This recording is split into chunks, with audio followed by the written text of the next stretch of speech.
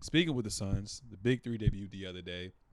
They lost to the Nets 116-112. Booker had played point guard, 34 points, 12 assists, 6 rebounds. KD 27, 6 and 4. Mm-hmm. Bradley Beal only took a few shots but was efficient, 14 points and 4 rebounds. And the Suns are also another team that's playing around the playing spot right now. But like I said, it's still so early on. 13-11 in the West, 10th in the West right now overall. But what were your impressions if you were able to watch any highlights or watch the game when they played the Nets yesterday? And what are your expectations for them moving forward? Yeah, I mean, I watched the highlights, but it turned out about what I expected as far as the shot attempts and the results. I've always looked at, when they assembled their team, is obviously a lot of shooting around, 3 tremendous scores, but will they be able to make the stops that they'll need to win games? And it just didn't happen, against pretty a solid Nets team. Yeah. But yeah, man, it's being the third option. Bradley Beal, as great as he is, your third option is only ever going to be able to take so many shots especially when we got Booker and KD. But like, I just think effectively they still need what do you think they need? a legit Wing type player? Not like Grayson OG, Allen, like a Pascal or OG and an Obi type. I mean, OG would be hella expensive, but of that prototype, they need somebody that can take that role away from. I mean, I don't even know if I would say Kevin Durant plays it, but like, because the rest of their starting lineup was who? Nurkic, and then there was the fifth player. Starter? No. Kogi. Okay, and I know that they be trying to put it on Kogi to guard LeBron or guard like the other team's best perimeter player, but that's not gonna get it done. Mm-hmm.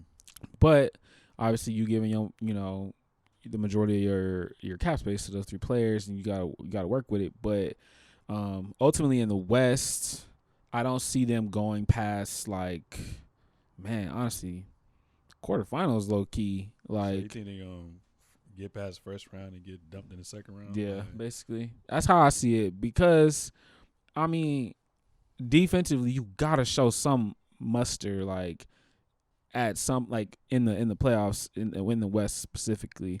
And if they run think about who they gonna run into in the second round, bro. Like, it can be. It's either gonna be Lakers, Denver, Clippers. Exactly. Yeah, any of those 3. Minnesota. And any of them, I feel like could take them out in 6 games. Yeah. So that's how I see their future. But ultimately, they're a fun team to watch. Obviously, they got 3 tremendous scores, but I don't think that's the formula now. You think Bradley Beal's fully healthy now? You think his back's going to be something that's going to be on and off type of thing? Yes. Yep. Mm-hmm. For all 3 of them, honestly. I think all 3 of them will have lingering injuries. Damn. So, you looking back at it, when the season that ended, last season ended, you would have utilized the trade to get like a two-way type player as opposed to two-way type player and like a role player possibly instead of Bradley Beal because it's kind of redundant. Yeah, but see, and this is going back to the original conversation we had about that KD trade. I would not have let go of Mikal Bridges. That's the first thing. But yeah, I would have not have tried to put all my chips on the table and win for Beal. But seemed like that's what their fans were happy about. That's what you need. So gotta stick with it now. How far do you think they can go up in the stands? Because right now, I think Anthony they're Edwards 8th, right? messed up his they're 10th right now, and Anthony Edwards messed up his hip. Yeah.